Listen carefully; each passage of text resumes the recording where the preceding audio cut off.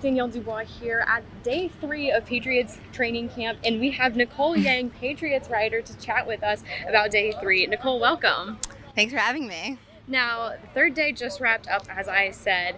The pads come on Monday. What are you looking for on Monday when those pads do come on? Yeah, I think everybody is really excited to see the line play. The Patriots have a really strong defensive front with Milton Williams, Keon White, Christian Barmore, and then they have an offensive line that's kind of been under fire the past 3 seasons. So just to see some more contact between those two units will be good. And then also the running game. I think through the first 3 days and through the spring, camp is really a passing camp. There's a lot more emphasis on the passing game, but so to see the running game come through as well, I think those will be the two main focuses.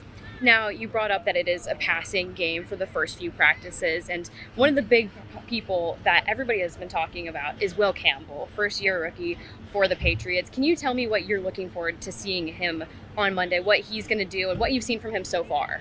Yeah, I think it's really hard to evaluate offensive line play right now just because they aren't wearing pads today. The players were in hats, they weren't even wearing helmets. But I think when the pads come on, you just want to see how he holds up. There was a lot of conversation surrounding his arm length, so it's like how can he compensate for those shorter arms, shorter wingspan, and just see what he looks like as a pro tackle. We really haven't gotten a good glimpse yet, so this will be our first impression. Now, a lot of players and Coach Vrabel have talked about Drake May and the role that he has kind of stepped into entering his second season, and mainly talking about the leadership. Can you tell me what you've seen so far from him, the leadership aspect of it per se?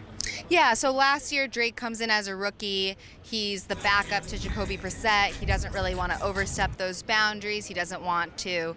He really defers to Brissett in that sense. So this year it's very clear he's the starter. He's the face of the team. There's been a lot of turnover on this roster, so he's definitely probably going to be a captain, and he's just someone that can set the standard. You see it not only in the conditioning drills, he's the first one out, but also in his off-season activity. He organized a workout with his receivers, running back, tight end. So he's definitely trying to take on more of a leadership role as the team sort of enters this next phase of their rebuild. Now, there's one player every single year that you kind of don't expect to stand out as much as they do. Who do you think that is in your mind? That's a good question. I think Efton Chism, the undrafted rookie receiver, is a popular choice just because he can contribute on special teams. He seems to have the body type and the skill set to match the typical slot receiver success that has happened in Josh McDaniels' offense. And he's undrafted, which everyone loves, sort of that underdog story. So I could see him popping once sort of we get more into one-on-ones, team drills, things like that. Once the preseason starts, he'll probably get a lot of run as they sort of sort out that wide receiver room. Well, Nicole, thank you so much for joining us on Fill In from Foxborough Day 3, and we will look forward to chatting more next week when the pads go on.